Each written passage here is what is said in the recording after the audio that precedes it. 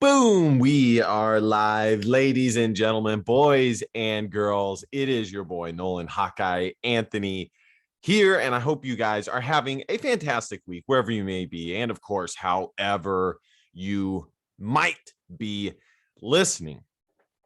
We will be reacting to Iowa's dismantling of the Northwestern Wildcats. The game took place yesterday, but it wasn't ever really a game, was it? Iowa absolutely trounced Northwestern, a team who, quite frankly, has given Fran McCaffrey fits since he became the head coach of the Iowa Hawkeyes. I remember specifically the Mike Gesell, Adam Woodbury teams and Jared Uthoff when he was on his own as the top Iowa player, but he was definitely a part of those Mike Gesell, Adam Woodbury teams as well. They gave Iowa fits. And it's also interesting to note that since Northwestern made the NCAA tournament in 2017, they have a well below 500 record within the Big Ten.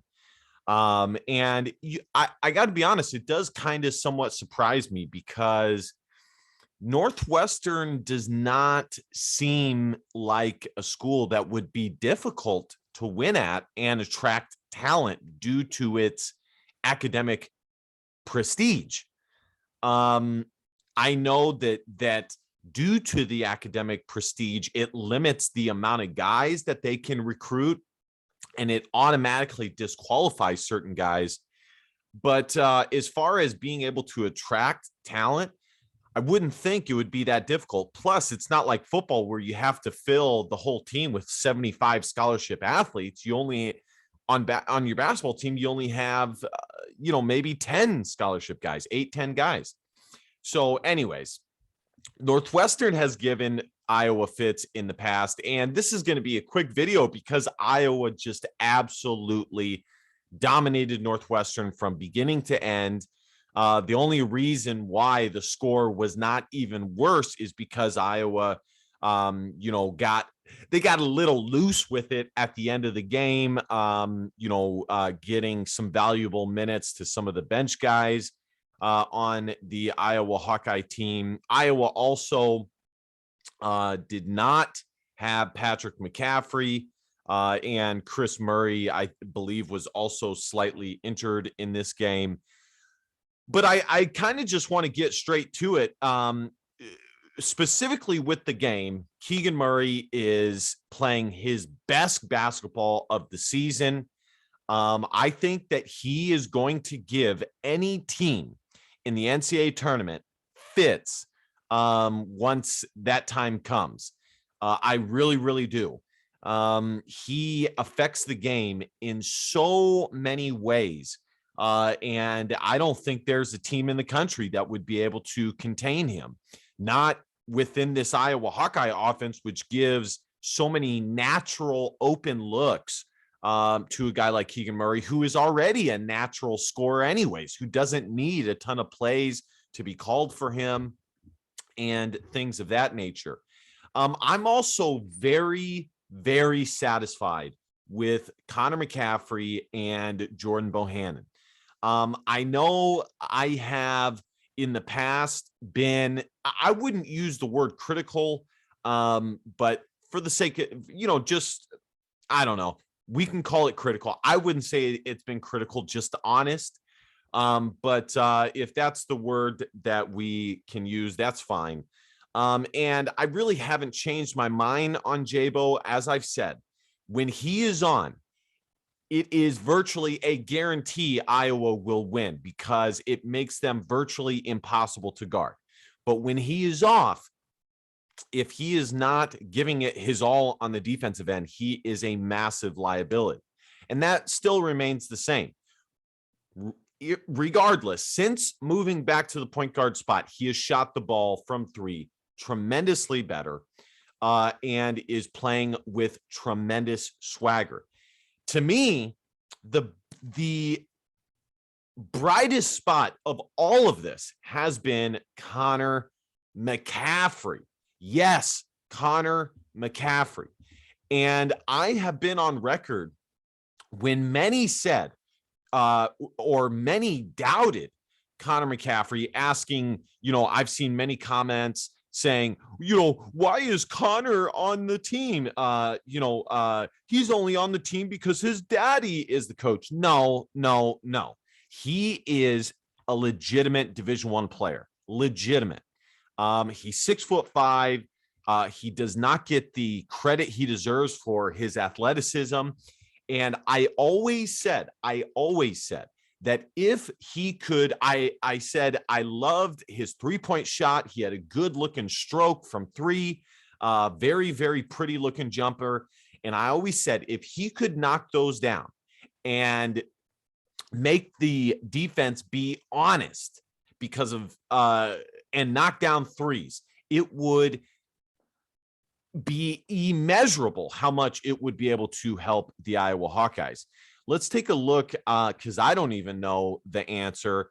I believe they said he at one point in the game that he was 12 of 18 from three-point distance. And by the way, I made this comment on Facebook. I hope to the good Lord above that he decides to return to the Iowa Hawkeyes for his extra year of eligibility. I think he would help next year's Iowa basketball team out tremendously. And he is playing his best basketball of his career by far. Matter of fact, if he were to consistently play like this, I would have zero problem with him being in the starting lineup over Patrick McCaffrey or probably not Tony Perkins. And it would be hard to put him in there over Patrick McCaffrey. But what I'm saying is, and I'm not saying I even would do that. I'm saying that it would not bother me because he helps the team in so many different ways. And if he is going to be knocking down three-point shots, it would add something that we have not seen from him before.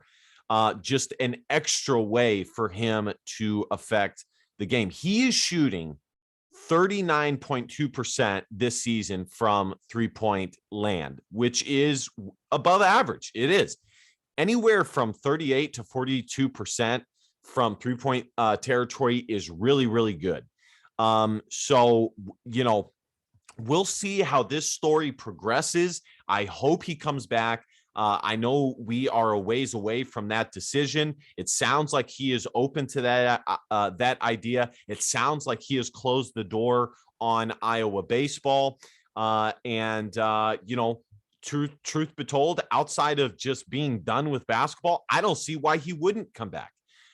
So I really, really do hope he decides to return. He is playing his best ball of the season, chipping in 17 points last night on his senior day. As you guys can see, the other point totals, just a really, really strong game all around. And I want to get right into it. Like I said, this video is not going to be long. I wanted to get right into, by the way, Iowa winning by 20 points when they only shot 39% for the game is incredible. At one point, Iowa held Northwestern to 17 points in the first 23 minutes of the game. Northwestern scored their 23rd point, I think, in after the first 3 minutes of the second half. Now, the defensive performance in the second half from Iowa was not great. But in fairness to them, the game had already been won, and and so they were playing a little loose. Right away, the biggest point to all of this, and the most important thing, is one, Iowa has shattered expectations. Fran McCaffrey is a Big Ten Coach of the Year candidate, and quite frankly, I think he should get it because Greg Gard did not lose as much talent as Fran McCaffrey did. He just has not. And it's not as though Iowa is some mediocre 500 team after losing all of that talent. No. They are a legit 20-win team, and they still have a chance to be a top 5 seed in the NCAA tournament. They're currently top 25 in the NCAA right now. The second thing, and Keegan also, if we're on the player of the year track, Keegan Murray is also making a strong late push for player of the year. And how incredible would it be if Iowa were able to have back-to-back Big Ten players of the year? That would be incredible. As you guys can see here, Iowa is 14th in the KenPom, and their defense is now top 80 in the country. The next point I want to get to is just that. Iowa is 100% an NCAA tournament team at this point. And they, again, they are vying for, in my opinion, a top 5 seed. I think that they could possibly get as high as a 3 or a 4 seed. 3 would be very, very tough. Iowa would have to be a top 4, a 12 team in the country. I think that's tough. But I do think that they could become a top 16 team in the country, getting a top 4 seed. They're also in contention of finishing top 4 in the Big Ten in the standings. They're currently top 5. That would be incredible to have back-to-back seasons finishing in the top 5 in the Big Ten. Iowa is 18th in the net rankings. I'm not sure when this was updated, February 27th. So it's been a few days since this has been updated. The last point I think I want to make, I think I've gone through everything, is I just want to take a moment to reflect. And I think that this is important as a fan. And I'm saying this to my fellow fans out there, you know, and I made a post about this on Facebook. You may dislike Gary Barta. I remember when I first started doing this, there was comments to me about Gary Barta that I didn't really understand. I didn't, because, you know, I just wasn't aware of what he had done that was so terrible.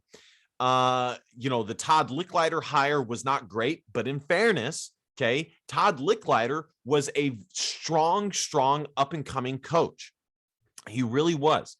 You know, Butler has had a good track record with their coaches, and he just did not make it happen at Iowa. Is that Gary Barta's fault, or is that Todd Licklider's fault? Since, you know, let's go back to 2017. Iowa has been, if we look at the grand total, okay, of the scope of things, all of the sports, Iowa has been really strong in men's hoops, women's hoops, football, women's soccer, field hockey, wrestling, baseball. Hopefully I'm not forgetting any, track and field. In every season of the sports calendar, Iowa has a team that competes in the Big Ten. In my opinion, as a whole, Iowa is a top 5 university athletically in the Big Ten as a whole. And if you weren't aware of this, Iowa finished 8th in the men's standings of the Capital One Team Cup standings, meaning they add up all the points of each program and how they finish in the season. They add it all up, and they have a top school who has basically the best athletic department. The women's side finished top 50, or I think top 55, which again is pretty good. But Iowa, the men's side, finished 8th. So I'm saying this to say that I think Gary Barta has made some tremendous hires. I don't think Iowa sports has ever been as healthy as it is right now in this moment. I really don't. You know, not my lifetime. In my life, in my 27 years of existence, this has by far and away been the best period of time with all the sports combined as far as being an Iowa Hawkeye fan goes. And it's awesome. I love it. So I just wanted to take stock of that and really just kind of relay my thoughts on that. I think it's important to be able to reflect and be honest and give credit where credit is due. So anyways, that's going to do it for us here. We're going to wrap it up here. By the way, if you weren't aware, beating Northwestern was a quad 3 victory. So it didn't really help Iowa out a ton, but it didn't hurt them either.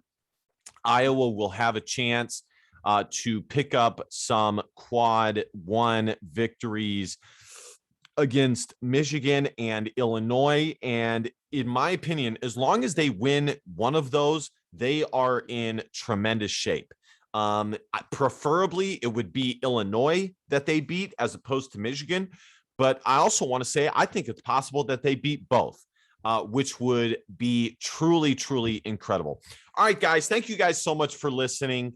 I hope you guys enjoyed it. Please smash that subscribe button because, well, subscribing makes you feel good. I will put the PayPal link in the description if you want to donate monetarily to my channel. A lot of you guys have done that already, and it is much, much, much appreciated as I give my time to doing this. So I want to thank you for that. And enjoy this Iowa basketball team. This Iowa basketball team is one of the most fun basketball teams in the Fran McCaffrey era, and they have a special talent in Keegan Murray. All right, guys, thank you guys so much for listening. And last but not least, DBAP, don't be a pussy willow. And facts are feelings because your feelings just don't matter. Love y'all. See you guys next time. Bye-bye.